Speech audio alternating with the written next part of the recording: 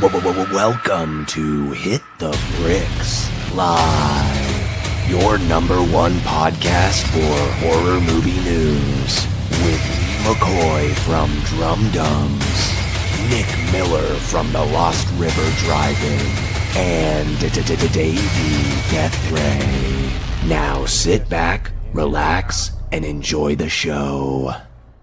Hit the bricks, Dorothy. What's up, everybody? Welcome to another Hit the Bricks, episode 15. And it's been a lot of Scream and Terrifier drama over the last week. It's been like a month, I think, because I was looking, the last time we streamed was, I think, the beginning of October. So we're back, though. We're back, and we got our bells on. So, Davey, how you doing, brother? Doing great. Just you know how it is. Spooky season, it flies right by, and you always want to do more than you can do, but it was such a blast. So had a great September and October. I watched like 30 movies I had never seen before. So Wow. Accomplished quite a bit. Just going back at the man, I have so many blind spots. I'm pretty open about all that stuff. So if I have to give up my horror card, then so be it. But put a big dent in all of that this spooky season. Now, did you do anything like with those 30 movies? Did you like make content for your channel, or did you just like challenge yourself to watch 30 movies? I just wanted to watch as many as I could. I went back into my letterbox and started writing little like 4 or 5 sentence reviews. And for some of them, I did some shorts. I was like, oh, I'm going to do a short a day for spooky season. I tried to do that last year. It was really, really tough. And I told myself I was going to do it this year, but once I did like a handful of them and the numbers weren't really popping, I was like, fuck it. I'll just spend my time on something else. Yeah. But I'll still watch these movies so I can talk about them. Oh yeah. And you know what? It's in the bank, and it gives you future content. You know, you might be able to pull from those 30 movies and somehow make it into. I've used it for like rankings before. You know, I'm looking for a movie that has a guy with a gray sock. Oh, I remember I watched this movie and this guy had a gray sock. I'll throw it in the ranking. Yeah, some of them were movies that a whole bunch of people have like recommended to me. So like I finally watched The Stepfather, you know, the original. Finally watched stuff like Stage Fright. Went back and watched like Black Sabbath. I really like what I've seen from Bava before, so went and watched a couple of his earlier pictures, and it was just a good mix of a little bit of everything. Like Ghoulies, I finally watched Ghoulies. Dolls, I finally watched Dolls. I was afraid of that artwork as a child, and now I finally watched it and found that it's like a very adorable, charming little horror picture. You know, nothing to be afraid of. Nick, how was your October, man? Unpack all that. Well, you blink and you miss it. You know, it's true. crazy. It's already November 5th. I'm kind of like, wow, it's crazy, man. Shit, man. Yeah. We got some weird kind of warm front that came through today. I don't know. It's been in like the 60s today and really windy. And then Monday, it's going to be like 34 as the high. So like, I don't know what's happening. But yeah, it was mostly good. I stayed busy on YouTube, and I stayed busy, obviously, you know, trying to watch as much as I could. I omitted 4 Halloween movies this October that I did not watch. Rob Zombie's first movie, Resurrection, H2O, and 2018. I watched every other movie in the franchise. As I'm getting older, I'm like, I don't have the time to watch all 13. Like, I really don't. And some of them I'm like, I don't want to. Like Resurrection, I'm like, I don't want to watch that. But yeah, it was yeah, that's a tough one. Yeah, it was good. It was mostly good. You know, before you know it, it's gonna be Christmas, and people are already putting their trees up and shit, and I'm like, what are you doing? Like November 1st, you start. I'm the guy. I put it up on Thanksgiving night. After Thanksgiving dinner, you know, we put the tree up. So that's a good rule. Yeah. Yeah. You know, watch the 8 o'clock football game, whatever it is that night, and put the tree up while it's on. And, you know, so, but it was good. It was mostly good. I got through all the Halloween movies. I pretty much did a run up to Resurrection. Then I took I think up to Rob Zombie's Halloween 2. Then I took a week break, and then I jumped into the David Gordon Green trilogy. I did get the Nightmare box set. I saw that. Yeah, dude, I got it. I think last Friday or something like that, and it's a beaut. It's a beaut. But I threw in Nightmare 4. I don't know why. I've just been in a Nightmare 4 mood. I wanted to watch it really bad, so I threw that in, and I was like, wow, this looks really crisp. Like this looks like a brand new movie. It's the Let best me go back transfer. and throw in It's the that best one. Blu-ray just to kind of compare. And if you're on the line about getting this set as far as quality goes, yeah, if you want like the best quality, and is there a difference? Yeah, there's definitely a difference. I for sure noticed a difference, an upgrade between the Blu-ray still looks great. Don't get me wrong, but man, you can tell they did a full remaster. Like it looks amazing, and I loved part 4. Part 4 is really good. Yeah, I think the Dream Master is the best transfer. Yeah, And then after that, I'd probably say Freddy's Revenge. Probably. We already had a 4K transfer, obviously, of the original. yeah, Dream Warriors is a really dark movie, like literally dark. So I feel like it doesn't pop as much. hmm And then New Nightmare, it brings out some of the bad CG. You yeah. really touch up that Yeah. image, and you're like, oh wow, that CG really stands out. I love New Nightmare, but there's some CG effects in that movie that do not age well at all. There's Yeah, that is something about the downside. those 90s horror movies. There's something about them where they're a little more sterile, a little brighter looking, a little, I don't know what it is. Like even Candyman's got that. I think a lot of the 90s, they lit things a little bit maybe too well. And I think I Oh, noticed no. that New Nightmare because I watched it. I watched all the big 3 throughout spooky season. So I did every single movie from each franchise. And yeah, I noticed that about New Nightmare as well, where I was like, oh, it Right. kind of looks like a British TV show. Yeah, I love Candyman. No, that's my favorite horror movie of the 90s. I'm still like every week I'm like I'm gonna record that video tonight. My favorite horror movie of the 1990s, and then I never record it. And so I'm gonna do that soon because Candyman is a movie that I always watch. Oh my god, I didn't put this on my November. Well, no, I don't think I watched it in November. I usually watch that in like January or February because it feels like it takes place in those like lost winter months. You know what I mean? Where it's Yeah. really friggin' cold, but it's not Christmas. So I always watch it because January, y'all know, man, January is tough to get through. Just sucks. Oh yeah. Yeah. Let me say hello to some people here. I see Liana. I see Jay Beach, Aaron Click, Chester. How you doing? Adrian James, JG Michael. Yeah, JG. I thought I got 2 names mixed up there. Yeah, JG Michael. Let me see. Teal Kit.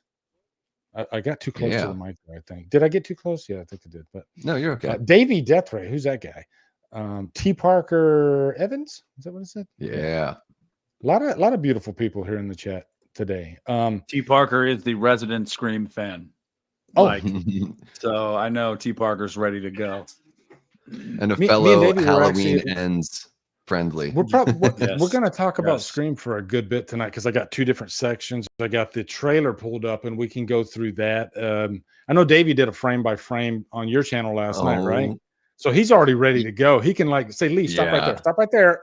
I saw so many things. I just watched it at quarter speed and I just went. Usually I get so nervous about pre-recorded stuff. Lee, because when I have a crisis of faith, I reach out to Lee. Yeah, he and then called me I on my sat- phone. He was like, "Hey, man, I'm about to record this thing, but I don't know where to, And I was Should just I- like, dude, you have a golden voice. You got this. Just do it. Pause when you need to pause because you can always fix things in the edit, and just Yeah. you got to steamroll through it. You got because I was basically like, go ahead. I was like, I'm either going to shoot this video or I'm going to quit YouTube tonight. Which one should I do? Yeah, we've all been there. Yeah. But yeah, I did. It was very easy. I sat down. I just watched it pretty much just one time through on that quarter speed. And it took like 35 minutes because I'm pausing it. But it was very stream of consciousness. And I was like, wow, that actually, I realized after doing my Halloween ranking video, which is like 45 minutes long, I was like, man, maybe people want some long form content from me because it did a lot better than my other videos. So, Dude, mine was get ready, 31 folks. A whole minutes. lot of Davey talking. Yeah, mine was 31 minutes, my ranking, and I thought mine was long. And then you put yours out, and I was like, oh, yeah, because, I mean, we could talk about these movies, each one for 10 minutes each. Sure. So, Nick, how long was your ranking? Do you remember? My Halloween, Yeah. So I make a concerted effort sometimes to streamline it because I know that I can get long-winded, and Mhm. some people are like, "Oh no, like we like that." And I'm looking at it right now. I'm trying to find it, but I want to say, where's it at? Damn it. Oh, so it was 19 minutes and 24 seconds. That's Nice. streamlining right there. Yeah, Yeah, that's boom, yeah. boom, boom. And there's a lot, there's minutes worth of trimming like out of Yeah. that where you go into edit and you're like, I'm going on way too long about this movie. Like Mhm. I feel like I said this already. So you're like, I'm gonna cut this out, I'm Yeah. gonna cut this out. But and also some of them I don't have to talk a lot about. Like Resurrection, I think that's the shortest Oh, section yeah, of the that video. was probably my Yeah. shortest. Yeah. I'm just Yeah. like, I mean, really, guys, like what are we doing here? Davey, wait till you do a top 50. Nick, have you done a top 50 yet? Oh my goodness. No, not yet. Phew. I've done a few of them. We've been asked because we fucking said it years ago. Christian and I were like, yeah, we'll do our top like 50 horror movies of all time or whatever. Maybe it was 100, and we still get asked about it because we haven't done it yet. And Christian and I talked about it, and Yeah. we're like, dude, that would take hours. And I'm Oh, like, it's yeah, it's well, we tough. freaking said it. Like we said it, so we might as well do it. So maybe And one day. you run out of, because I've done it a few times, and when you're up here, it's a task. And when you get to like 10 of them, you're like, oh great, now I got 40 to go, and my monster's already gone. Yeah. Damn it.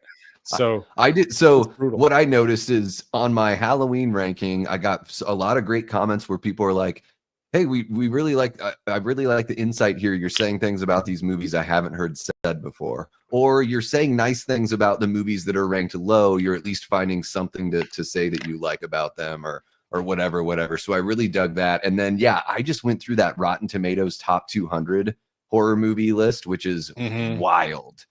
It is fucking Oh, wild. I saw that you Excuse my posted a video language. on that. So what's wild It- about it, Davey? Well, in the 200 to 100, so this is the way that they did their aggregate score is they put together their tomato meter and their popcorn meter, but then they also weighed reviews. So more modern Yeah. movies are going to have way higher scores because they're going to have more positive reviews just because. So a lot of the movies that were in the top 100 are from like the year 2000 and beyond. Most of the top 10, like the top 3 movies are all from the last like 10 years of all Yeah. time horror. And That's movies like crazy. the Shining, The Exorcist, Scream, Texas Chainsaw Massacre, they're somewhere in like the 170 to 150 range. Like no joke. What? Are you serious? Yes, That's I'm totally insane. serious. Like Halloween was in the top 20, and that shocked me that they were that nice to Halloween. So that got me thinking maybe I do need to make a top 100 of all time and break it into like 25 movie chunks or something like that. But I am going to do a ranking of the A Nightmare on Elm Street films because after watching those during spooky season, my ranking is like totally jumbled and way different than it was the last time I did it. I feel like I've finally seen these movies for what they are, the good and the horribly ugly. The handling of the lore is wretched in a Nightmare on Elm Street, which is why I think it's the least of the big 3 for me. But I'm excited to jump into that.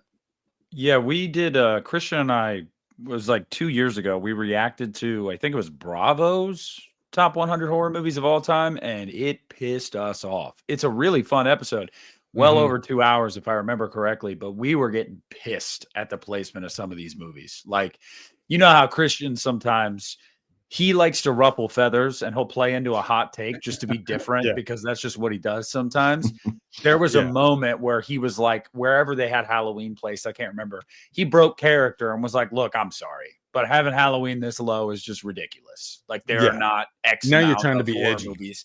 Yeah. So it's just like, I don't understand. I saw something the other day that was like based off of people's heart rates and blah, blah, blah. Sinister is the scariest movie of all time. And I'm like, get the fuck out of here, dude. Like I love Sinister. Don't get me wrong. I love both of those movies. Not enough people talk about the second one, but I love both of those movies. But Oh, my yeah. God, dude, the scariest? No way. No way, dude. Well, Scariest. Sinister Now, does let a me good ask you job guys of this, Davey. What do you think? And you might not be able to pull an answer out of your hat, but the last like decade, what's a movie Mhm. that jumps out to you that's scary? Can you think of one? Scare. I'll say that it's really difficult. I don't get scared very much, but a movie from the last decade that makes me feel really uneasy. When Evil Lurks is the first thing that pops into my Yeah, head. that's a good one. The So that's Autopsy just of Jane Doe for me. Ooh. That movie scared the shit out of me watching that in the dark, and I was a little tipsy. It was like 3 Yeah. a.m. I was by myself. I had a good buzz going. I did not expect that movie to freak me out as much as it did. Dude, the dog scene, and I'm not gonna spoil it for the chat, but holy shit, that got me. I was like, because you know what it is? They place the chess piece there, or whatever you want to call it, so you know, oh my god, this is probably gonna happen, but they're not gonna do that, right? And then, Yeah. sure enough, Yeah, you're well, like, somebody, oh my god. Movie Misfits, Chris, he mentioned Exorcism of Emily Rose. That was 05, but yeah. That movie. That's But I pretty feel good. like I feel like that movie is scarier, and The Exorcist is scarier if you have like Catholic or Christian faith, because like you believe that stuff. And also, I mean, The Exorcism of Emily Rose, like whether you believe she was possessed or not, that's beside the point. Like that actually did happen. Like that woman did go through that, and like there was a whole court case and everything. So it's like, that kind of stuff gets under my skin too. But The Autopsy of Jane Doe for me, and The Conjuring, the first Conjuring movie, opening night in theaters. Yeah. Dude, literally nobody's better at crafting a scare these days than James Wan. I'm genuinely no one. My answer would be It Follows. I know that for a fact because it elicited a reaction out of me. I remember I'm watching it, and just there's a vibe to that movie that really gets under your skin. First of all, the score, and then there's the one scene where Maika Monroe's in the kitchen and she's like in slow motion. It's directed beautifully. And then this naked girl, but it's not like titillating or anything. She's like walking towards her and she starts urinating. And I'm like, I don't know what to do with my body right now. I'm like really freaking out. That's not the moment in that movie that I laughed at that, like, but it was an uncomfortable laugh because I was like, she has like one boob hanging out. Yeah, just like one. She's peeing herself. Perfect. I'm like, what the hell? But it was the moment where like she opens the door to the hallway and the like 8-foot tall dude just like comes through the door, and I was like, what the fuck? He ducks under. Yeah. Yeah. I had a roommate just like that, walking around with like one titty hanging out, pissing herself. It was wild, man. Portland was crazy, dude. Well, in real life, and I'm trying to think of movies that capitalized on this, but we've all been there where we're sitting in our bedroom at, probably 2:00 in the morning, maybe the door's open and there's just enough room for somebody to walk by. And we know nobody's going to walk by. We don't know that. We always have that thought in our mind, like, what if somebody did walk by? No, we don't know. We don't know. We don't know that. We don't know that. Stop lying to people, Lee. We don't know somebody isn't going to walk by. Okay, it could happen. And that's what's scary. That's what's scary. You don't know because it could happen. Yeah, I think I've had a moment where I thought somebody walked by, and I don't care how big you are. I don't care how tough you are. That X factor. That I got it. It gets you. It gets you. You spurred something. I got to ask you guys this really quick. I don't want to get too off topic, but no, go ahead. Have you ever been in like a really creepy situation, like in the sense of like, okay, you're up around the house. It's like 3 a.m. It's dark. You're by yourself. And like, or I think of this for an example. We make jokes all the time that my work is haunted. I've never had any like instances or occurrences, but like my associates would be like, oh yeah, creepy shit happens at night. I'm like, whatever. Well, a couple weeks ago, the power was out. And I got there early one morning because I had just dropped my son off from school. So it was still dark out. And I walk in, the power's out. And I'm like, shit, I can't do anything. It's pitch dark in here. And I'm in that moment and I'm like, don't let on that you're freaked out at all. Because then that spooky ghost or whatever is going to be like, oh, you're scared? Let me make it scarier for you. So I tried to be like totally normal. Like I was just like, yeah, whatever. I'm just chilling. Like, no ghost is going to get me. And like, obviously nothing happened, but like, do you ever have that moment like where you're like alone, it's dark, you're in an uncomfortable situation and you're like, don't let on that I'm freaked out at all. Act totally normal because I don't need these evil spirits, coming after me knowing, oh, he's scared. Like, I don't know. Maybe it's just me. I don't know. You have to put on a front. I do the same thing when I'm out and about walking, and maybe there's like a little bird or something, and in my head I'm like, "Don't worry, little bird. I mean you no harm. I'm not going to do anything," because I'm trying to send them the same kind of signals. Like it's all good, you know. I don't know. Maybe Ravager is better than Scream 5. I don't know. Scream 5 is not very good. I've yet to see Ravager, but I love it. Davey. I just love Tabata jumping in with his crazy. You'll want that hour and a half back. You will want that. Yeah, okay. Phantasm kid Ravager. ourselves, okay? It's Yeah, bad. some of us don't like Scream that much, but we still have to admit when you put Scream against the seat of Chucky or a Phantasm Ravager, let's not kid ourselves, okay? You can still watch a Scream movie. Yeah, I gotta respect Tabato's takes are hotter than Oh, they're McDonald's hot, coffee, dude. They're and I fucking respect hot. the hell out of that. They're Like if you melt the touch roof them, of your it's like mouth. a hot potato. It's like a Tabata take, Yes. right? Jesus. Yes. So yeah. let me ask you guys he's this. playing into it. Yeah. Let me ask you guys this question real quick. Have any of you guys, let me pull this up, add the stage. Okay. Have any of you guys, are you guys going to see Predator Badlands this weekend? Do any plans to do that? Are you Predator fans? I'll start with you, Nick. Go ahead. I am a Predator fan. I prefer the Alien franchise. I don't think that's really that hot of a take. No. I think it's a stronger franchise, but I got to tell you, I liked Prey, but I don't understand why 20th Century was like, no, we're going to do the Hulu thing. Fuck going to theaters. I'm like, you're dumb. That was a mistake. Yeah. Shane Black's The Predator. Awful. I mean, awful. one of the first movies I saw when I was dating my ex-wife, when we first started dating, we went and saw it. And like, we both were like, God, dude, that sucked. Yeah. And it was, a bummer because it's Shane Black. So you're like, oh, there's going to be some reverence and love for Predator here. Nope.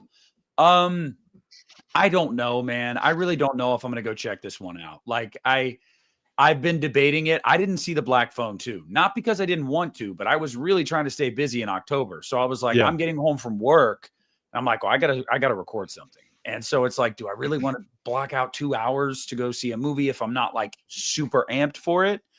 So I don't know. It depends on what the word of mouth is like from people in the community. Honestly, I might wait for Christian to tell me what he thinks because he's a big Predator fan. He's also a big Steve Perry fan. But I don't know, man. It's, it just, I don't know. There's something about it. It's just not doing it for me. Like the marketing's not doing it for me. And I saw your post earlier about like asking people genuinely, like, are you guys not going to the movies or whatever? And I wanted to reply, but I was like, I'm going to wait till tonight to touch on that. Yeah. You had a feeling I was going to bring it up, didn't you? Yeah. And just to say like, yeah, people still go to the movies. I just don't think this one's grabbing much. And quite frankly, I mean, Predator's not, it's not what it once was, guys. Like, let's be real. They haven't had a movie in this franchise be like a big hit commercially since probably the first AVP. I actually think that is the case. So, it's just like, I don't know. I just feel like that might have been something that I think nowadays people want to see Alien versus Predator. Personally, like I want to see that.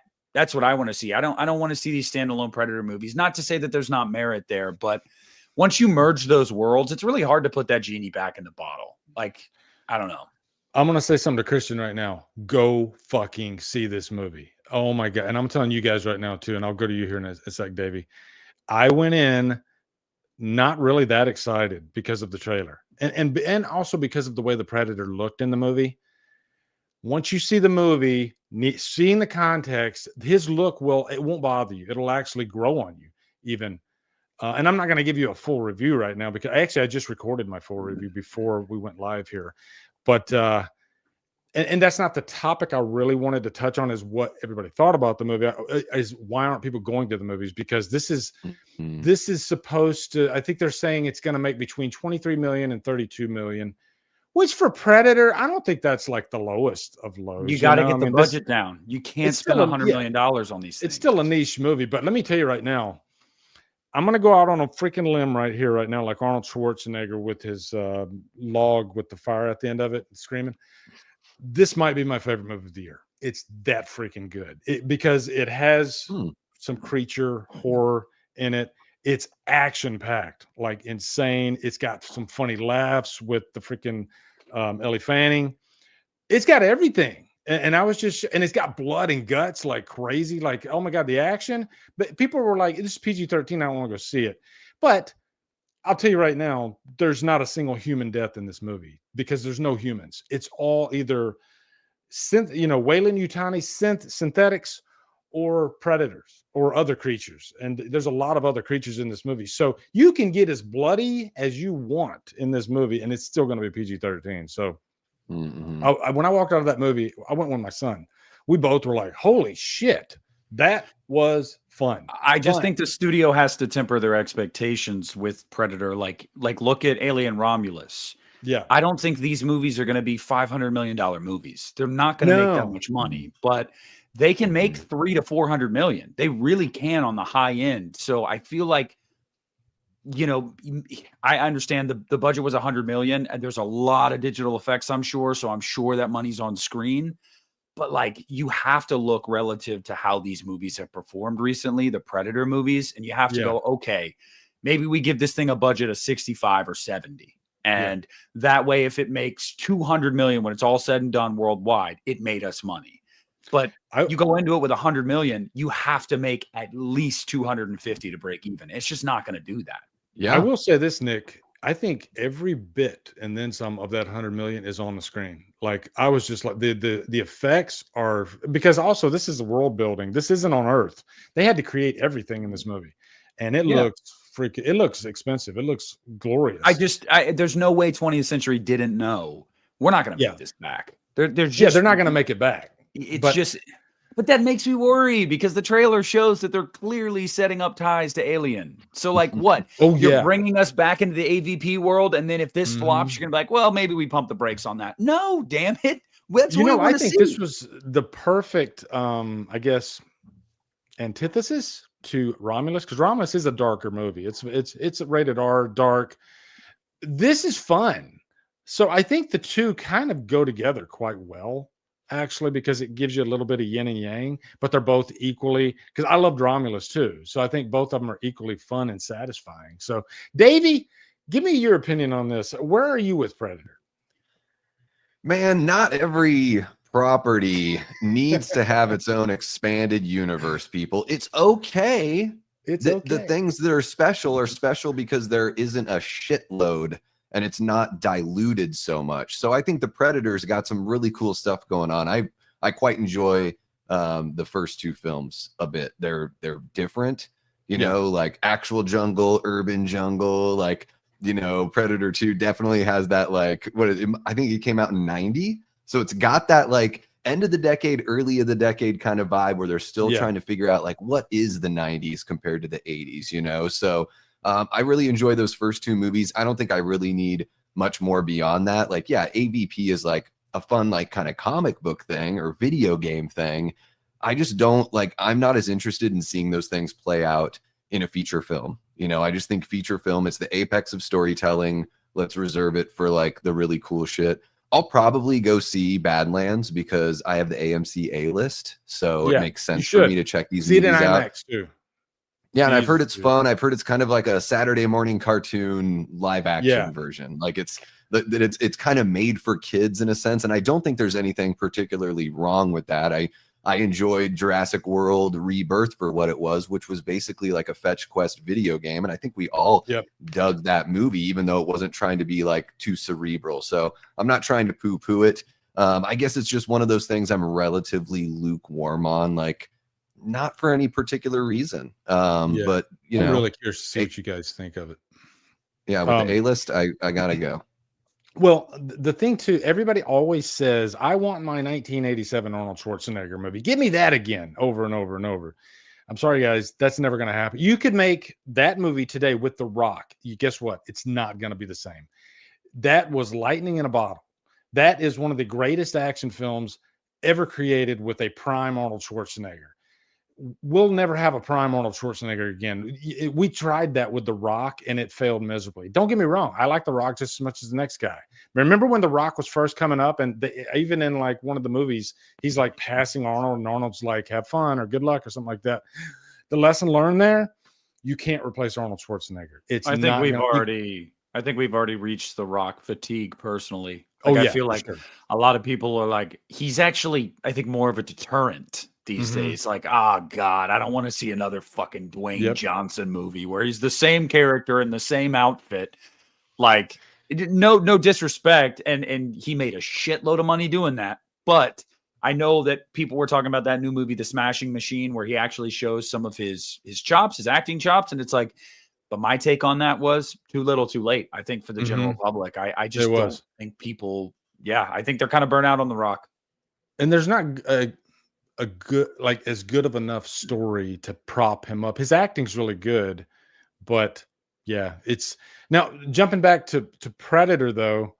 Yeah, I think we just got to let that go. It's never ever going to happen, and just enjoy it for what it is. And by the way, get the 2008 Blu-ray. If Christian's in there, I don't know if he has this, but if you want the natural grain version of Predator before they did the freaking gaming looking version, what they call it. It was like DNR to death, but the 2008 version, you can still find it if you like look on the eBay and stuff like that. But that's got so much grain and it looks like Predator should look. Mhm. Now, jumping back to the question that I posed on here, why are movies not doing as well? And I'm not going to read too many of these, but the consensus that I got, because I had a lot of responses on this too. Like 339 people answered this question that I asked. Dang. And my question was, real talk question for everyone that can answer on here. Do you not like going to the movies that much anymore? Be honest and please explain. Might be discussing this tonight on Hit the Bricks. I expected to get 14 replies. I got 339. So obviously this is a hot button topic for people. And I scanned through a lot of these, and I think most people were basically stating that it's the money. Movies are really, really expensive these days, which I always tell people, if you want to go to the movies, look into freaking Movie Pass or look into A-List, or Regal's got their own thing. I'm telling you, if you start using it, you'll see it saves you a lot of money. Some of the other issues that people have with going to the theater, I think post COVID, I think people got used to sitting at home. I think people were buying really nice premier home theater systems, and they just got used to watching their movies at home with the best. I can have that. I can have the best sound and everything. So, but I think it's affecting the movie business, because I think Hollywood eventually they're going to be like, damn, I guess we got to stop making these, $100+ million movies because we're not making any money off of them. I mean, even when Marvel's not even making money off of them, then you're in trouble. It seems like horror might be the only almost guarantee that you can have, because horror is so cheap to make. And if one catches, Mhm. or if you got a franchise horror movie, there's a good chance you're gonna. I mean, Strangers Pray at Night probably made money, and they're not good Yeah. movies. Not Pray. I always say Pray at Night. I'm sorry. Strangers Chapter 1, Chapter 2. Both those movies, I believe, made money, especially Chapter 1. They're not good movies. So I don't know. Do you guys have a take on this, Davey? I think so. Yeah, I think it's a whole bunch of stuff going on. T. Parker's got a good one there in the chat where he says most movies come out on digital 2 to 3 weeks after. Even the Oh my Black God, Phone that's a 2 is great one. already coming out on digital. So Mhm. there's not as much incentive. And I like, do people really know about things like A-List and all that? Because yeah, if you go to see 2 movies in a month, it pays for itself. You actually save money just 2 movies a month. So if you go Yeah. once a week, it's well worth it. I think for some people, like with me, because of my work schedule, I'm able to go on like a weekday during the day. Sometimes I'm the only one in the theater, so I don't have to worry I love about that. distractions and other bullshit, which you run into all the time if you go at night, like any day of the week. So, but yeah, I think there's also a little bit of that. Like I can just like stream it from some torrent site or wait until a Yeah. buddy puts it on Plex or whatever. It's like nothing is that precious anymore. And I think what Hollywood needs to figure out is get these actors to take less money up front in exchange for producer credits / creative control. It's going to do a couple things. So it's going to make sure that they put their best foot forward in their performance and they get along with everybody, because they stand to have financial gain at the end of the day. It's also going to make sure that when they're out there doing the press and all that kind of stuff, that they talk about the movie and not a bunch of other shit, Pedro Pascal. And it's gonna like ensure that they just, since they have that stake in the claim, it's gonna also, I think, set them up better for a career. You know, Sydney Sweeney hopped on as a producer for Immaculate because they were running out of money. She jumps on, she gives them some money, she gets a credit for it, and boom, they get to make the movie that they wanted to make. It shows that she has love for the genre. And then even somebody who I'm sure we're going to talk about in a little bit, Melissa Barrera, I saw an interview with her where she's like, I'm interested in becoming a producer. And I'm like, yes, that's what you do. It empowers yourself. It allows you to say some things that maybe you wouldn't be able to say if you actually have a financial stake in the claim, or it makes you even think about what you want to say because you could benefit or not financially. So I think the industry needs to kind of take a fresher look at it so we can get those costs down. They don't have to make as much money in the theater, and people still get paid. Well, you see somebody that did that recently that, you know, certain people just love to hate on because they don't like her, which whatever. But Jamie Lee Curtis did that with the Halloween trilogy, the Blumhouse trilogy. She took scale, and at first people were like, "Oh my God, that's so cool of her to take scale." No, she was playing the long game. She took scale with a back end deal for the performance of the movie. She and love or hate Jamie Lee Curtis, she marketed the shit out of those 3 movies. I mean, she wanted to earn her money. Like, it was just man, you saw her everywhere. And so more people need, and I'm sorry, some of she these was knocking on my window at like 2:00 in the morning one night. I'd have let her in. I'd have let her in. See it, Jamie. But like the thing is, Nick let her in. Yeah, I did. I know you saw that Freaky Friday promo video. Hey, I'm letting her in. Come on in. But the thing is, like, I think a lot of actors today think more of themselves than they need to be put in, like, held in check a little bit. Like Jamie Lee fucking Curtis did that for Halloween movies. Like, she was pretty well established by then. Like, we were talking about Jamie Lee Curtis. This wasn't somebody that's like, oh, you had 1 or 2 good movies in the last decade. Oh yeah, you really need 10 million up front, don't you? No, the only one I understand is Tom Cruise. And I understand that because Tom Cruise literally almost dies with every movie he makes. So like, I think it's a prerequisite for the studio. They're like, you know what? And we'll give you the 50 mil. You might die. It seems like he does, at least with the Mission Impossible movies.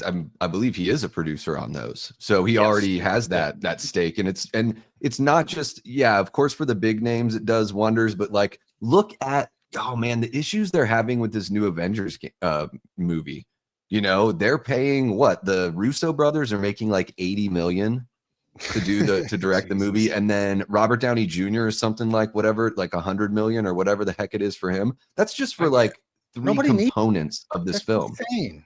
Like you couldn't talk Robert Downey Jr. into taking a back end deal, which makes me think, oh man, this movie, the script must have really sucked when they showed whatever they had to show him was not good. My hot take on this question really is just the money is still there. The business is still there. People are just far more selective. That really is what it comes down to, because of all the reasons that people have mentioned. All the reasons. It's, you know, I can sit in my recliner with my sound bar and my fucking 80-inch flat screen, or eat my Taco Bell, even though, Christian, you're just a quitter. You can take that into the theater. But Taco Bell you got to be sneaky. They got but anyway, toilet in there too. It's all of those things, but like the money is still there if it is like deemed a phenomenon in a way. Look at Sinners. You don't see horror movies make that kind of money. Look at, I mean, Superman. That made over 600 million. Now, some people might go, well, that's nothing compared to like the Avengers movies of old. 1, different marketplace. 2, we're talking about a DC property, a brand that was in the toilet. Like, let's just be honest. It by casual moviegoers, it was in the toilet. And that movie made money hand over fist week after week after week. We were seeing like 20% drops at the box office. You don't see that shit happen. So what I'm saying is, people are they're picking and choosing more. And I don't think that is a bad thing. I don't think that we need to just be going to the movies just to go. Some people do that. That's fine. I do that shit. But A lot of casual movies goers don't. So it's not that the business isn't there. You got to grab the people, man. You got to speak to where the people are. You have to give them something where they feel like I can't miss out on this. And lengthen your windows to VOD. Like seriously, stop this shit. You have to stop. They did it with Superman too. Yep. Stop doing this shit. You are missing out. Superman probably missed out on at least $50 million by doing that. Like, let's just keep it real. Based off of how it was tracking, probably missed out on 50 million. And they go, oh, well, we're already in the black. We don't care. Yeah, but don't you want to be more in the black? Like, I've never known anybody go, we made enough money. No, if I can make more, I want to make more. Well, and I think that sometimes real quick, Davey, what can theater change do to get people back in the seats? My quick answer to that would be because if you want to get an IMAX ticket, that's like $20. So I think they need to put some sort of incentive, because what particular type of movie, like if you watch a movie in IMAX, the experience is just that much better than if you watch it on, especially if you're watching one of these big Marvel movies or something like that, a Predator Badlands. I beg people to watch that in IMAX as opposed to watching it on a normal screen with like normal sound. So I think if theaters could actually offer some sort of incentive, maybe like a freaking, on Tuesdays, I know some theaters Tuesday nights is like bargain night. If they could maybe have a night where $5 IMAX night, I guarantee you people would love that. Do it maybe even once a month or something like that. I think you would pack theaters, they'd get that IMAX experience, and maybe it gets them to jump onto A-list or something like that. Because I think a lot of people, they only do A-list if they really love movies like we do, right? Well, I got to be honest with you, but I think you both can agree. In the last 5 years, I've had the worst theater experiences of my life. Whereas the 20, 25 years before that, they were very rare. So one thing I think they can do, uphold your freaking like standards better. The etiquette here, it's ridiculous. You go to an NFL game, they're watching you with cameras. Someone can report you via text and you get kicked out. But in the movie theater, someone can be on FaceTime just bullshitting, or a group of kids can be hooting and hollering and just carrying on, and nobody gives a shit. Like nothing happens. It's like, dude, I spent $15 on this movie ticket, $20 at concessions, and I got to listen to Huey and Dewey talk about their party last night. Dude, Get the fuck out of here. Yeah. My son was in the theater watching a movie, and this guy that's like he was telling me about this. The guy kept throwing his phone up. I mean, brightness peaked. And my son will definitely let you know if he's got a problem. And he was just loudly in the theater. He was like, hey, can you please put your phone away? My son has no tact. And the guy got get that way. Go ahead. I had to get that way during Jurassic Park or Jurassic World Rebirth. Like it was one of those. It was the screen unseen or whatever. Yeah. And I had to tell the guy, because he kept the phone on throughout, like the movie. I gave him the opening scene and it stayed on. I go, bro, turn off your phone. And I was like, yeah, you're getting an advanced screening of the new Jurassic Park movie before it comes out. I don't like confrontation, because I'm not. My goal isn't to be like, yeah, let's fight. Let's get into a fist fight in each other's faces. So like most of the time I don't say anything, but like The Batman was one of the movies where I lost my cool, and my ex-wife, she was like embarrassed almost. She's like, don't say anything. Don't say anything. I'm like, no, I'm done. Like I'm done. So I literally told a group of teenagers in front of me, I said, shut the fuck up when the movie got quiet. Like, so everybody in the theater heard it. I'm like, I don't give a shit. I didn't come here to listen to you. If you want to have these conversations, go somewhere else. But like, that's not what I'm here for. And honestly, I think we as a people need to kind of push back against this stuff more and be like, if these theaters aren't going to do it, shame these people, shame them. Like, make sure everyone in the theater knows they're a nuisance. Shut up. Just shut your mouths. Go somewhere else. Yeah. I think one thing I want to say that I think, a way that they could maybe bring some more people out, Christian said like 24-hour theaters. I don't think that's the worst idea. I think doing some screenings where it's just 18 and up or 21 and up. And then that way, and I'm talking about movies that are like the Marvel movies. Because sometimes you go and you sit down at one of those on opening night and there's a kid that's like, who's that? Whoa, what's that? And it's just like, I don't want to ruin this kid's childhood. I was maybe like that kid at one point, but God, can you please get this kid to shut The up? Force But Awakens, if you just did The Force Awakens, they were Yeah, clapping just and 21 someone and would come over. on screen. Yeah. I just Oh. something. But I also think like let people, the whole thing about people talk about the IMAX tickets are like 18, $20. If you have an A-list with AMC, they're included in those. So you don't have to pay like an added fee for that stuff. So that for me I'm more inclined to go watch a movie in the Dolby and on IMAX, like two separate screenings if Both I are can, great, because I think the Dolby is the best way to do it because no one has that good a sound in their house. Oh, the sound's amazing. And we can't all be, Christian's he's even got a Zenith now, so he can watch that He's got a Predator Zenith, VHS on his Zenith. So by the way, I have everything. my RCA Color Track 2000, Christian. So I don't know. 1983. This is the TV that came out the year the first season of Stranger Things is set in 1983. And Wow. it looks amazing. So Yes, and I Aaron, hate having to make the decision. I hate having to get up and pee during movies, so I have to make the decision between being dehydrated or getting up to pee during a movie. It's terrible. Aaron, that's a good point. But The Force Awakens was one of those movies where the clapping like didn't stop, and you would miss lines. It gets dialogue. annoying. And I was like, guys, I'm excited too, but like, I don't know what the fuck they're saying. Like, I get next to the laugher. Have you ever gotten next to the laugher? That just like the guy, he's so excited. He's such a fan of whatever movie he's watching, and he's so excited to just be out and about, I guess, and in the theater that the motherfucker laughs at every third sentence in the movie. And I've literally had this happen. This guy's like sitting next to me, and we were watching the Megan 2, and you would think that this is the first movie this guy's ever seen in his entire life, and he is going off like Megan 2 is freaking Anchorman, and it's not Anchorman. And I'm sitting right next to the guy, and I'm just like, I'm not having fun now. I'm literally about to say something. I'm glad for him. He's enjoying the movie. He's not doing the wrong thing, but you're too nicely. That's the bottom line. I'm too nice, which leads a nice segue into the freaking Scream 7. I lost a subscriber, guys.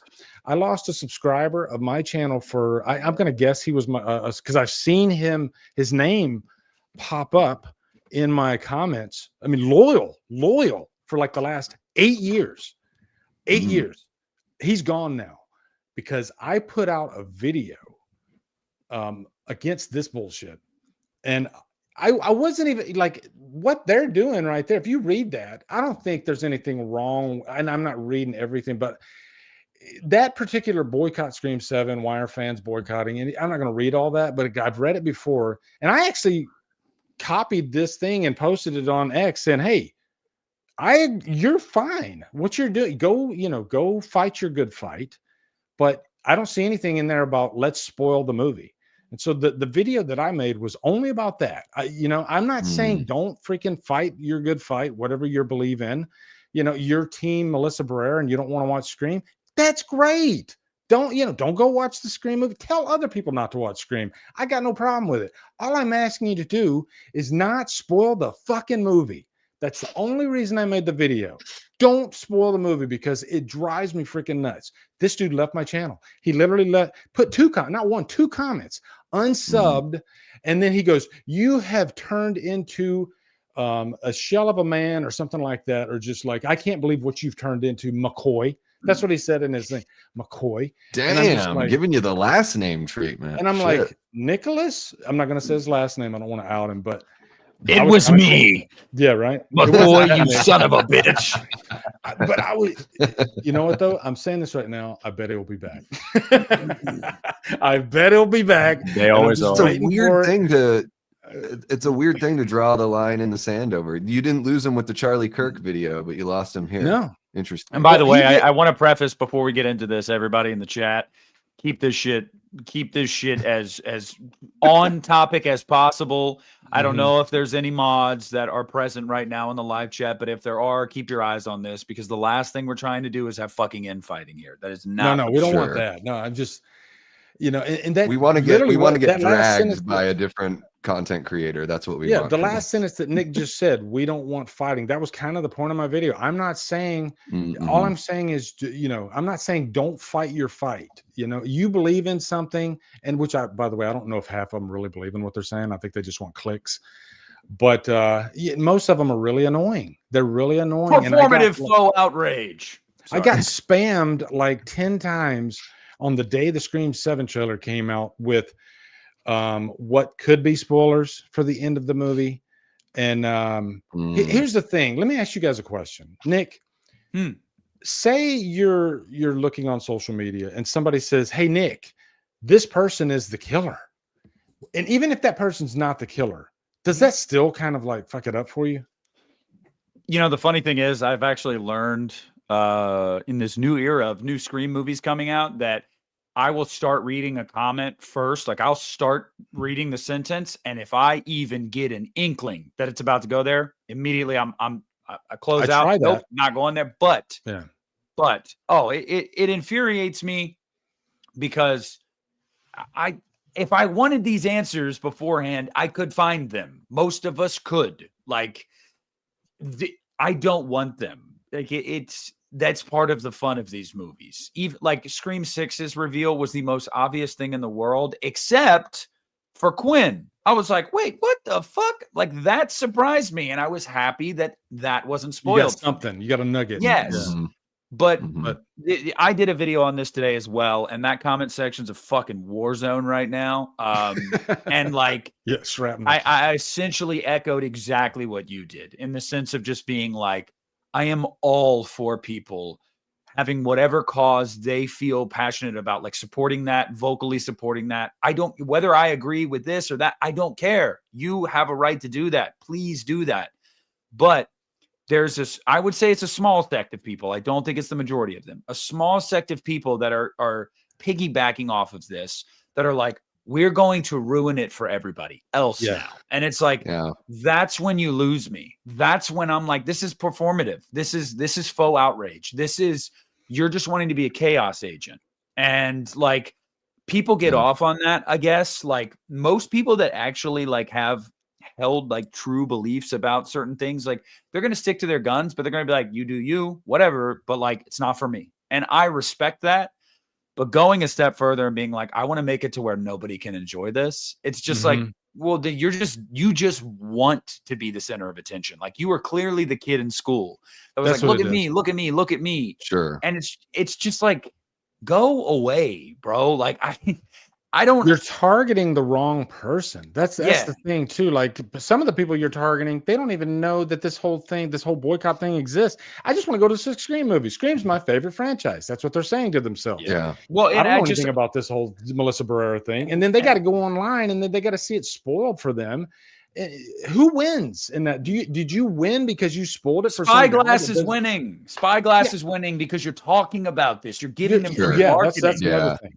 You're marketing it. Yeah. You're helping.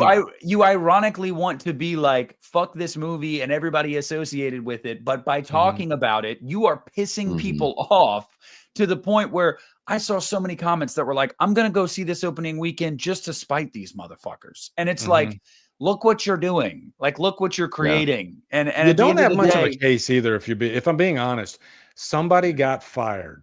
That's the worst thing that happened here. We're going to talk about Terrifier. Not even fired. She was not even fired. Not even fired. And I disagree. I disagree with it. I've said it many times. I disagree with how Spyglass handled that. She has a right to express her opinion. Yeah. They just chose not to retain her. Her contract was up, but she was planned to be in the next one. The script was written to include her. After she pissed off whoever the fuck the guy is at the top of Spyglass, he was like, no, we're not bringing her back, which was petty, was a dick move. And I don't agree with it, but it's just like, you know what I mean? Like I'm caught between a rock and a hard place because I'm like, I can state my opinion that I believe that was the wrong decision. And I do not feel like that was fair. And I do feel like she should be able to say whatever the fuck she wants. Anybody should, so long as they're not threatening someone. But then at the same time, it's like, this movie's happening regardless. It's happening regardless. We know it's happening. So it's just like, and I made a video, I made an Instagram reel like the day it happened or the day after it happened. And I was like, I was totally in defense of Melissa. And I was like, this is bullshit. Like that's not right. And then I said, and if after what they did to Nev, like I have no interest in Scream 7 if they're not going to rebuild one of those bridges.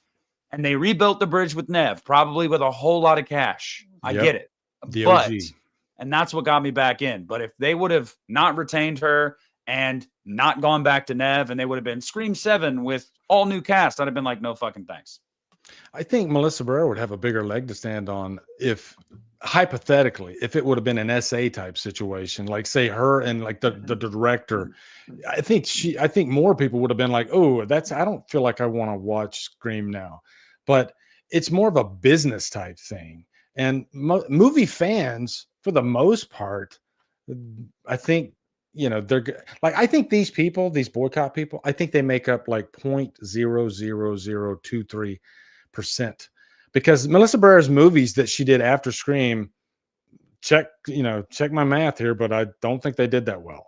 So they fought that fight, but they didn't fight it all the way to the box office for her. So I think they make up such a small portion, but they get on social media and for some reason they go and try to spoil the thing, which, by the way, Scream 6.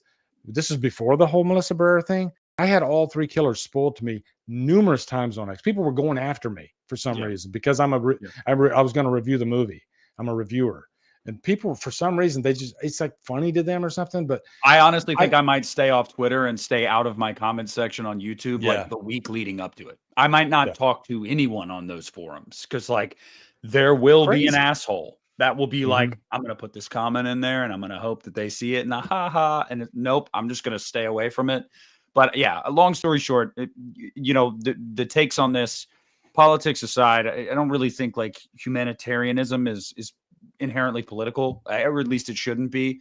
I do think that I think that what she was speaking against was righteous. I do think that is a righteous cause. And I think that anybody and I think it's crazy how 2 years later, how much the public narrative has changed, where like a lot of people are probably more on, maybe not as far on that side, but a lot of people are very critical now of something 2 years ago they weren't. So, but it's shitty because these private companies can do that. I mean, tomorrow my boss could fire me for something he saw me say on social media. It's not right. Like unless I'm threatening someone or something like that, I don't feel like that's right. But we've given them the power in this country to be able to do that. These private entities are untouchable in that way. So yeah, I think it was a shitty situation. I think they made the best out of the situation they could for them in the sense of like financially, let's get Nev back, because dude, I'm sorry, but this thing would have been a turd rolling down a mountain if they didn't have either one of them. Yeah. But I do feel like a large sect of the fan base, myself in that part, and I wonder where you guys stand on this, kind of feels like people try to hijack this franchise from us. Like, it's like, no, we're the Scream fans. Like Scream is dead. Scream as a franchise is dead. And I'm like, dude, Scream's been around since before you were even thought of. Like, what do you mean? Like, no, I don't know if you guys know this, but like Sidney Prescott is Scream. Like, she kind of always has been. Yep. Like, so I don't know. Like, I get it, but at the same time, it has gotten to a point where it's kind of maddening, man. It's like, just if you're going to boycott it, boycott it. If you're not, don't. But can we just fucking stop already? Davey, what are your thoughts on all this? I want to hear what you think. Yeah, I mean, to touch on a couple things there. Yeah, I do think there are a lot of people that the first Scream movies they ever saw were 5 and 6, and they think that they've got ownership of this franchise just because they've got a lot of Twitter followers, and they're fucking wrong.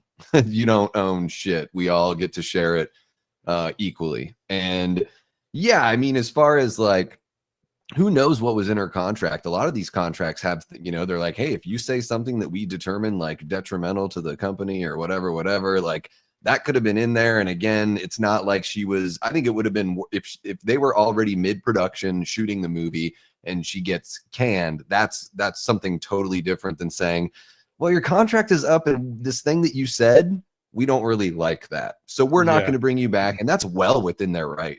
Like, regardless of whether or not you agree with it, it's like, I don't know if we're going to make it to the Terrifier lawsuit stuff, but it's like, the legal language actually matters, and like words matter, and just because you're upset doesn't mean that like what you perceive as the truth is the actual truth. So yeah, I think that, you know, it's one of these things where, yeah, if you don't want to see the movie, don't go see the movie. I fully expect these movies to get spoiled anyways. I mean, a day after Terrifier 3 was out, people were sharing like GIFs on you know, Twitter of some of the kills, and then even like a day after Deadpool and Wolverine, even the Marvel account was spoiling stuff. And that, you know, I was like, you guys totally suck for doing that. But yeah, I mean, I think as far as Scream goes, this is one of those things where it's like people have it's like a cause a day. It's like every day is like, there's like Cousins Day, there's Hot Dog Day, there's Taco Day, there's Hot Chocolate Day, and now there's like pick up a cause day, and like, and make that your whole entire identity. And yeah, I don't know. I'm not. I guess I'm not very now. The flip side of it now is that like anything Melissa Barrera says online is scrutinized. Like I saw something on Instagram, somebody shared a post that she said, but they purposefully left out a very important sentence, and it was more political.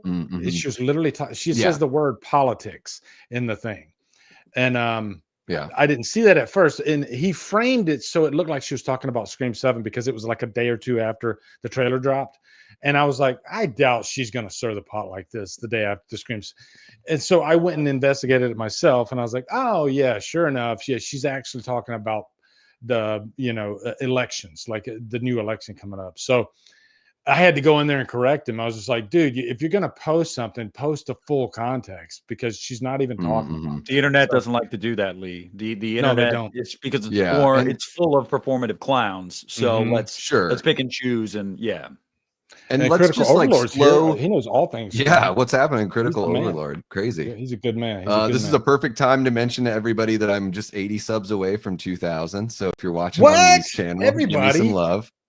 Yes, at Davey, get him to. But guys, go right now. If you're not subscribed to Davey, go in my info box, and you'll see Davey's channel there. But it's at Davey Deathray. If you type the @, you'll find it too. Very easy to find. And yeah, I would just say this about Melissa Barrera. Final thoughts.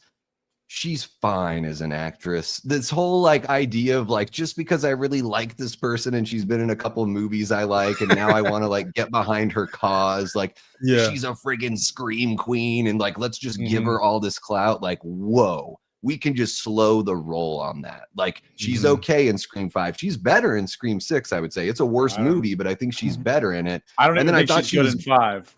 I liked her in 6 a lot, but I didn't like her in 5. Yeah. And then Abigail, I was like kind of lukewarm on that movie, but I thought she was pretty good. I think, she was great in Abigail. I love that. Radio Silence's writing could be better. That movie should have done better, I think.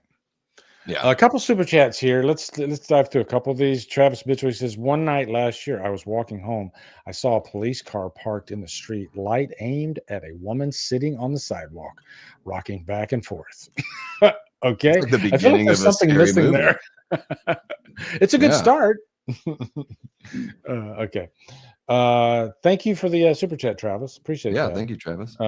Super Tenor, member for 21 months to the he is one of the most interesting subscribers I have, because we disagree on so much. Oh yeah, that's like fun, he's always respectful. We always have good conversation. I have not scared him away, even with some of my truly asinine takes that he will tell me like, Jesus Christ. But like he sticks around. I love him. I'm happy to see you, brother. He's come on over to my side too. So he's got the trifecta now. He's a great dude. I hurt Granddaddy Otakow's or Otaku. Yeah. I hurt his feelings. Sorry. JG Michael, last super chat here. Okay. I didn't hit it. Hold on. What'd I do? Okay. There it is. I had arguments and misunderstandings with people pro, anti boycott. Has me on edge, misreading people, etc. I kind of can't wait till it's over. Yeah, and JG, my thing is, you do your thing, I'll do my thing. I'll go watch Scream and I'll have a good time with it. And it's not that I'm against Melissa Barrera and what she believes, but movies are entertainment. Say it with me loud. That's it. Movies are entertainment. That's it. They don't need to be political on everything. No, but my biggest issue, really, like above all else, is like whether you choose to see it, you choose not to see it, you choose to speak out against it, you choose not to speak out against it. That's fine. Why are we like looking down our nose at others for whatever their stance might be on seeing this movie or not, and assigning some, or like putting ourselves on some like moral pedestal that really kind of bothers me, because it's you need to believe like I believe. It's more so like, I know you think you're better than me, and you are like saying that you are looking down your nose at people like me or people like the two of you that are like, we're gonna go see this movie. Like, you'll use us for clicks and for clout to talk shit about our stance on not boycotting the movie. And it's just kind of, it's weird. It's like, I'm not here telling you that like your cause isn't righteous and you don't have a right to do it, and that I think that you're a terrible person for it. But it's like they're the first to tell us that. I mean, you hear all the buzzwords. You hear all the, oh, you're a fucking Zionist pro-genocide. I'm like, what the fuck? No, I like Sidney Prescott and Scream.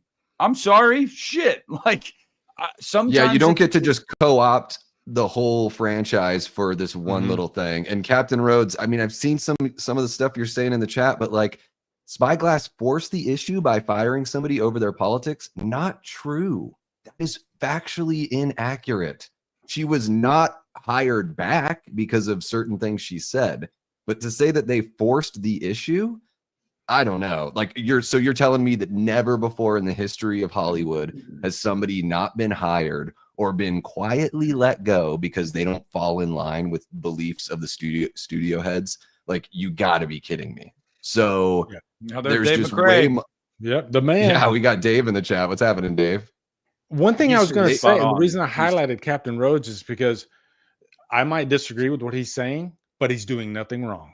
He's not saying, "Hey guys, this is the freaking killer at the end of Scream 7." What he's doing is well within his rights, and I respect him for doing it. That's why I highlighted it, because that's his opinion. And it's a good, completely fine. I don't know if it's actually a man, but like I'm gonna assume like he's a good dude. He's an avid viewer of my content. Recently, I've noticed him, like, nice guy.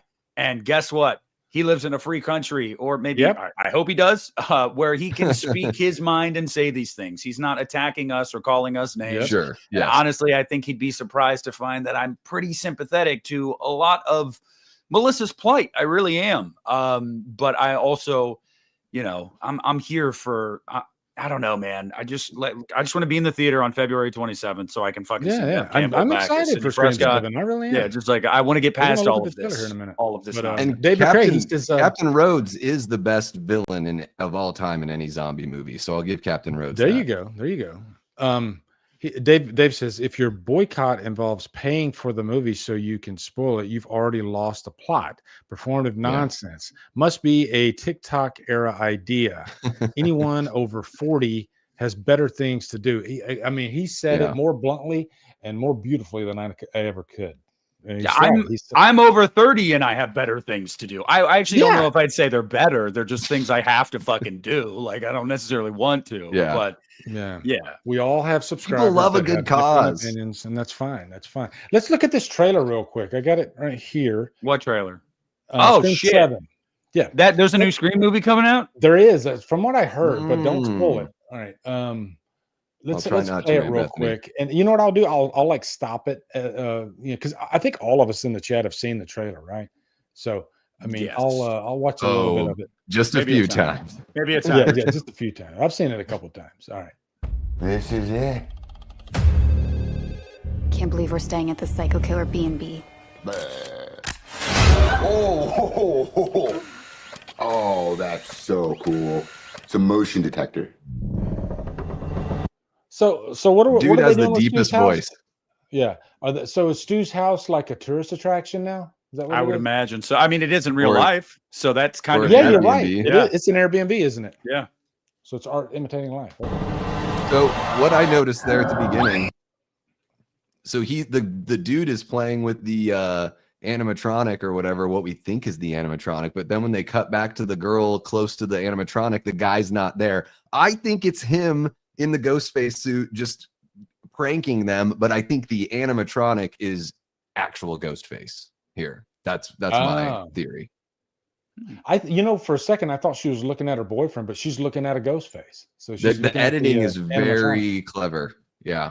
Yeah. Okay.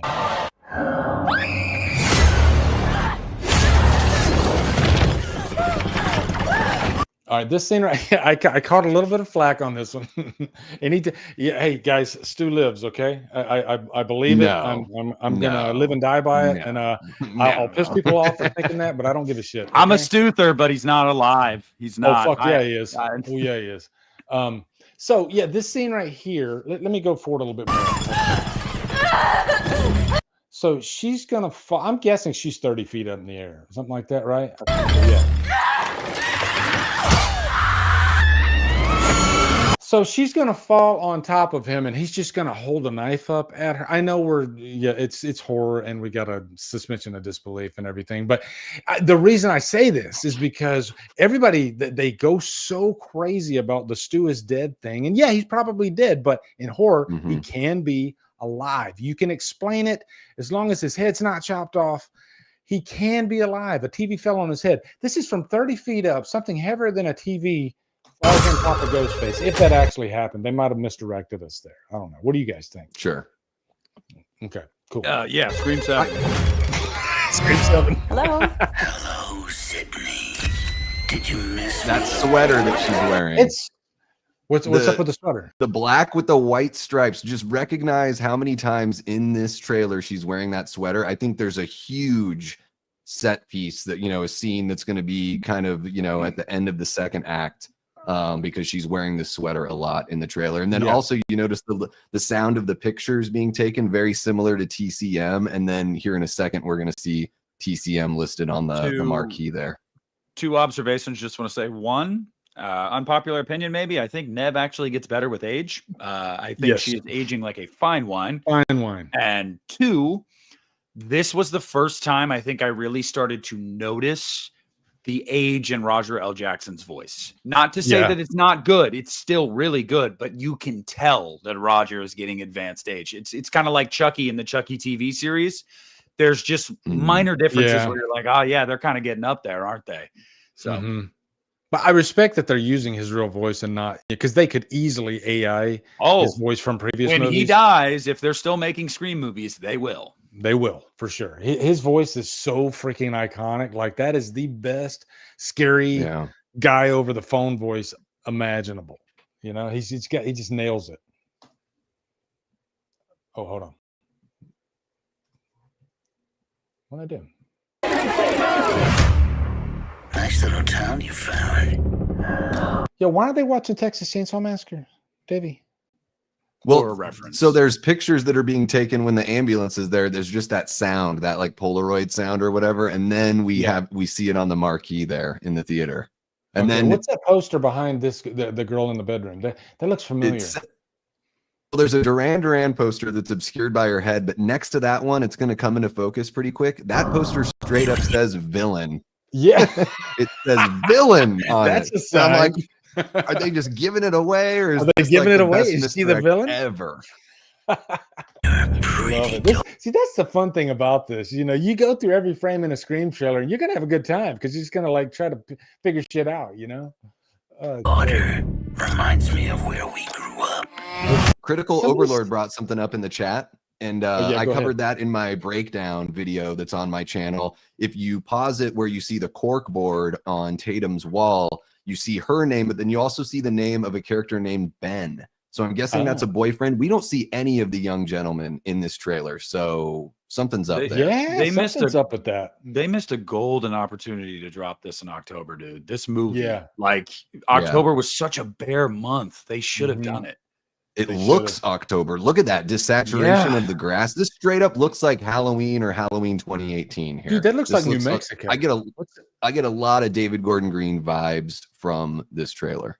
Yeah, what's up with that? That grass is like, it looks like New Mexico grass. I lived in New Mexico. It's the winter, and then notice the blue plaid skirt. So what's up with the blue plaid skirt? Well, the blue plaid, like not every person that wears blue plaid in a Scream movie ends up being a killer, but most of the killers, I think maybe Mrs. Loomis is one of the only ones.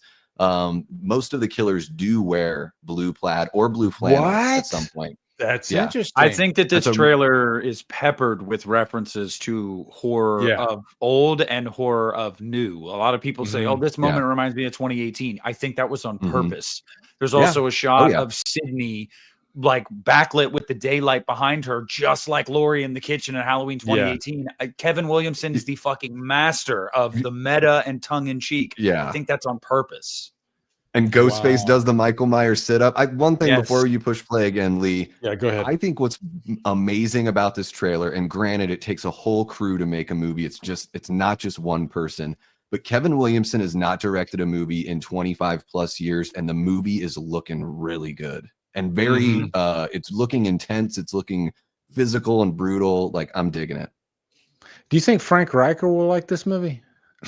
Absolutely. It's going to be a day one. He's going to get the popcorn bucket and everything. What if Frank Riker comes out and he's like, God damn it, I love that shit. He's not going to allow himself to. He's not going to tell anybody. No. He said earlier in the chat he's going to go see it just to see if they can prove him wrong. He did say that. Okay. All right. Frank like ain't Frank. going to the movie. Okay. Well, you sure know a lot about me for another asshole hiding behind a voice Scream 3. She's doing what she did in Scream 3. Yeah. changer. Oh, I'm not hiding, Sydney. Dude, I'm pumped. I'm not gonna lie, I'm fucking pumped for this.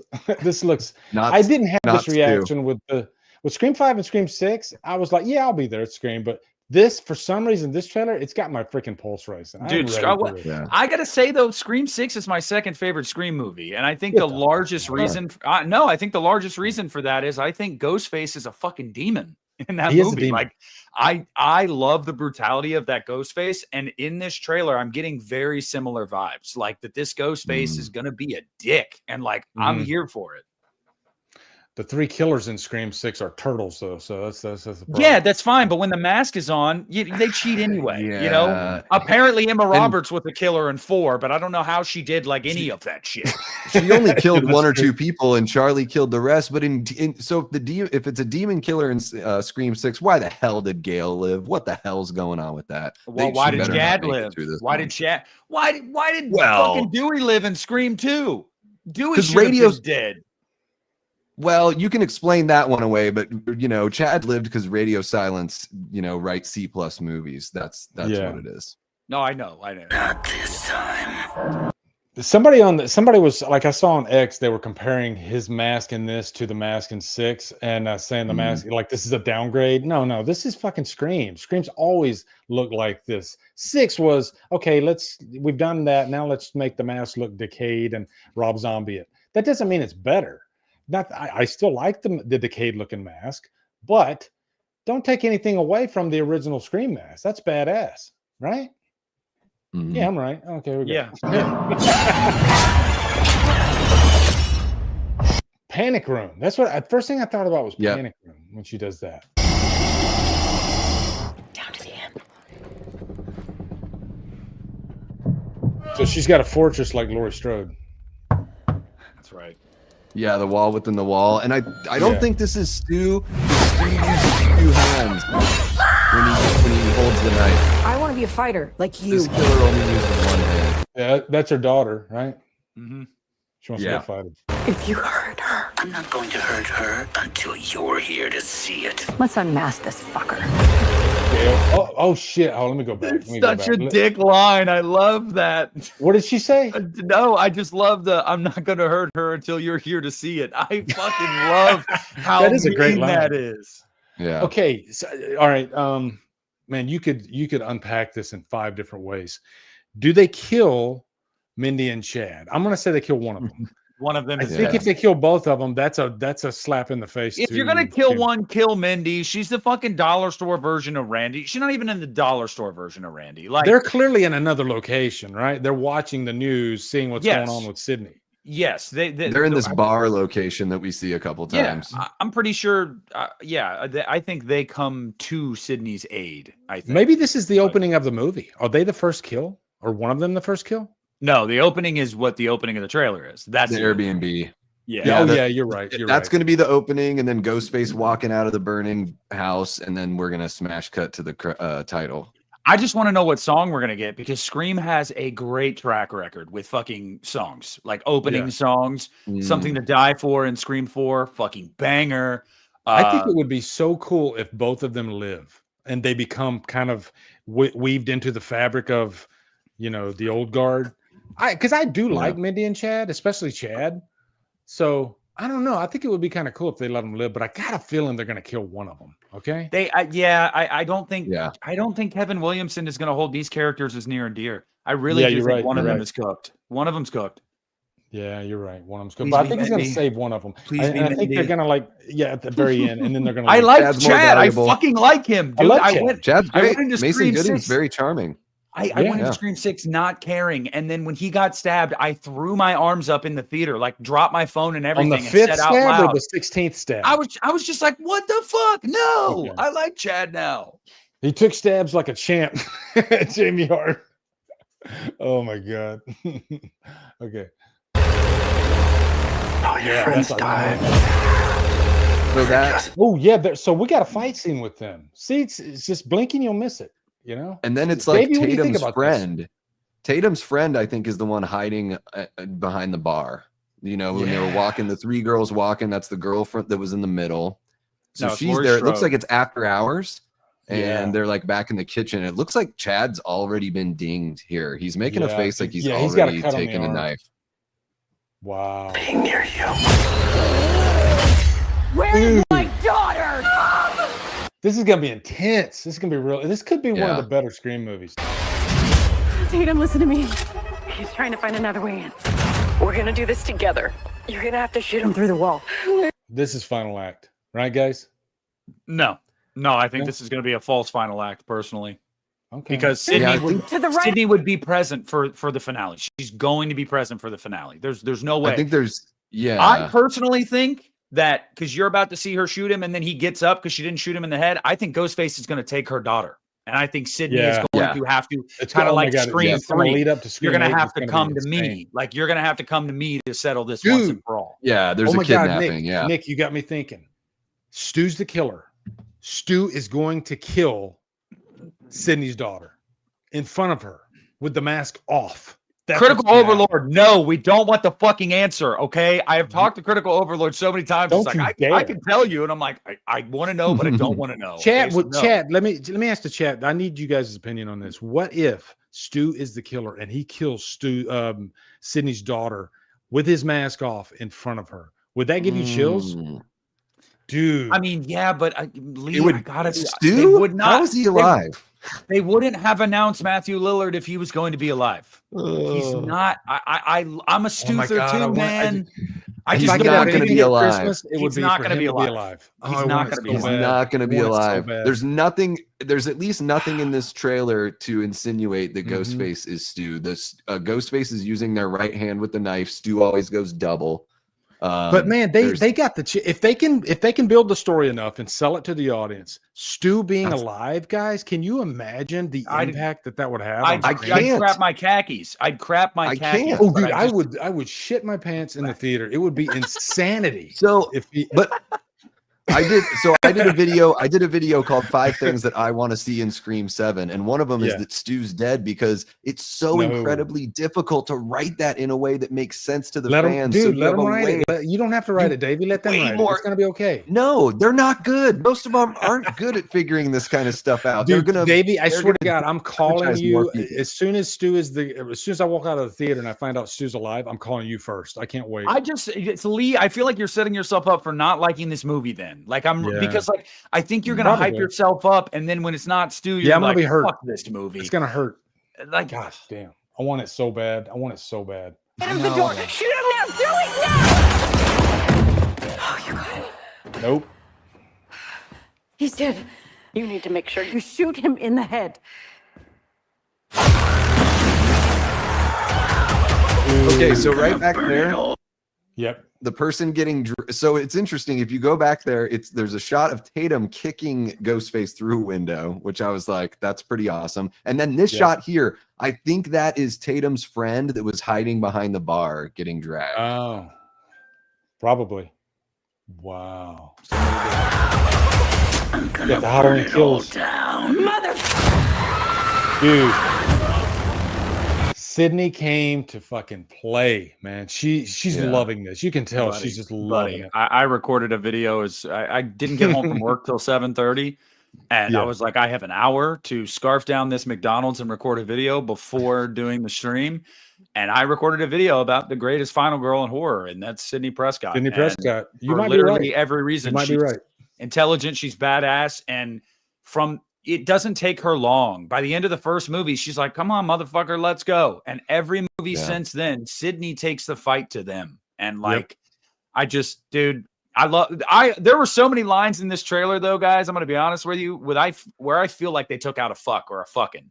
Like, probably. It's just like, you can tell there's like chop parts. It's like, well, you already did a fucker. You gave Gail a fucker. So why couldn't you? But I don't know, whatever. But no, dude, love the fucking trailer. Love it. Yeah. I feel like if anything, that final shot of the house burning down, I hope and pray that is Kevin Williamson's very upfront way of saying we're charting new territory here. Yeah. We're burning down the past. Like, I fucking, but again, Scream, it has to crib off of nostalgia as well. I get it. Whatever, dude. I'm fucking hyped. This movie looks fucking killer. Fuck yeah. Yeah, dude, I'm ready. I'm super pumped to see that he's officially been added. Kevin Williamson has officially been added as a writer. That's something I've been saying for a really long time. I've hopped on other streams where people are like, there's no way he's going to write it. It already has writers. And I'm like, he's not going to step into this project and not take a look at the script. Yeah, he's going to look at the change a script. few things here. He's going to be He's like, the director. I am curious to know why Ghostface has another match in that last shot. The house is already on fire. What's this other match business all about? He's probably setting someone on fire. Yeah, that's what I'm thinking. Maybe setting that dude on fire or something like that. So yeah, I mean, I think this could be the best Scream movie since 4, easy, just because that's how I feel about 5 and 6, I guess. But yeah, I think this looks really good, especially again, more than 25 years away from the director's chair, and this thing looks legit. That was one of the things that I mentioned in my video today, because like half of it was breaking down the trailer, just like giving my thoughts, and then the next half was obviously the boycott stuff. But like I even said, like I was worried because like Kevin Williamson is not somebody that you hear as the director of a movie and you're like, oh shit, Kevin Williamson? No, you think of him as the writer. But I got to say, like on a technical level, this looks really good. Like I really feel like I'm interested to find out who the DP is, because like I just think it looks really well made. Like I'm actually it does, hyped, man. Yeah, me too. I think we're gonna have to cut it because I was thinking the Terrifier, that's gonna take us a while to unpack. So Possibly. Yeah. But I covered it on my channel, so if you subscribe to Davey Death Ray, you can check it out over guys, there. we need to get Davey to freaking 2000, okay? I cover a whole bunch of horror news for you guys that haven't been over there. I go live all the time. I love interacting with the the audience and sharing the space. So come on down. This is such a fun stream. I think we might have to try to do this next week, just so we can try to like cover, because there'll probably be new stuff next week anyway. But I will be I'll be out of town Saturday through Monday next week. So like the weekdays next week are fine. Okay. I had initially thought like, yeah, dude, Monday nights are great. But like dealing with my kid, man, I just sit him down at 9 and I'm like, I need to decompress. No, like, we can easily change the day too. That's not a problem. But I'll be in Florida. Just a quick update for you guys, because I had mentioned it before, like with my grandma dealing with dementia and stuff. She was given 6 weeks to live last week. So we're all like going in shifts to go see her for the last time. And so me and my brother will be there next weekend. So, but like the weekdays, I'm good if you guys want to do it. And that's usually when we do it anyway. We'll do it the weekdays, but yeah, we'll figure it out. Because man, this was a fun one. David, what do you got coming up, man? Anything you want to promote? You know, I'm covering this Scream stuff. So yeah, I have my 5 things I want to see from Scream 7. I'm really proud of that video and what I came up with for that one. I did the whole, like, if you guys enjoyed this breakdown of the trailer, I did like it's like 35 minutes at 1/4 speed. So I really dive into it there. And then I put out a new Halloween ranking that I'm pretty pumped on. So a whole bunch of you did a great job on recorded that one. I content. watched it. Thanks, man. I had somebody reach out that was like, I just listened to it. Did you do that all in one take? And I'm like, I wish. But yeah, going live all the time and all that kind of stuff. So I'm always popping up all over the place. Nick, what about you, brother? So tomorrow I'm gonna have that Final Girl video of the greatest Final Girl ever, and it's not gonna be a surprise, guys. Sydney's going to be in the thumbnail. It's not gonna be like, "Who is it?" ? Yeah. No. I obviously had that Scream 7 video today. Yesterday I did another one of those. It's just like a video essay on another Halloween script idea. When I come across ones I haven't covered, I've been doing them. Those perform. I mean, those are evergreen videos. They just grow and grow and grow. So people seem to be really digging that. Had a little bit of a lull for like 2 weeks there, but I feel like it was because, I don't know, I think I was banging up against a wall a little bit where I was like, I need to switch things up a little bit. And the last couple of days, it seems like things are trending in the right direction again, but that's the YouTube game. As far as after the Final Girl video, guys, I've said it a million times before. I'll say it again. I have no fucking clue, but I can tell you I'll have a video up Friday. I just don't know what it is yet. There you go. I do need to cover Curse of Chucky still and Cult of Chucky, unfortunately, to wrap up, and the remake, I guess, to wrap up that series. I finally did Seed last week. So yeah, you know, it's going to be, I feel like November is that weird time where it's like, find things to bide the time until we get to Christmas horror. And then it's fucking full throttle, Dude, on my end, starting in November, and Critical Overload will know about this. We start getting those for your consideration screeners sent to us, and like a freaking buttload of them. And you can't cover all of them, but like I recorded Predator Badlands, and I recorded Die My Love, the new Jennifer Lawrence, Robert Pattinson movie. So I'm going to be busy over probably, and then I got the freaking end of the year rankings at the probably mid-December. I'm going to start hitting that. So my channel's just going to be slammed for like the next, which is good. I totally missed Frankenstein in theaters last week. I haven't even seen it yet. I wanted to see that so badly, and now I think I'm just going to have to wait for Netflix in a couple weeks. Yeah. But yeah. I thought it was on Netflix now. It's not? On the 7th, on Friday. Yeah. 7th? Yeah. Oh, okay. Yep. Yeah, I'll have to check it out. But yeah, guys, that's it. It was another fun Hit the Bricks. Love these guys to death. We always have fun when we get together. So we will try to see you really, really soon. Maybe next week. We'll see what happens. Okay. So Hell yeah. love you guys. Take care. And let's get Davey to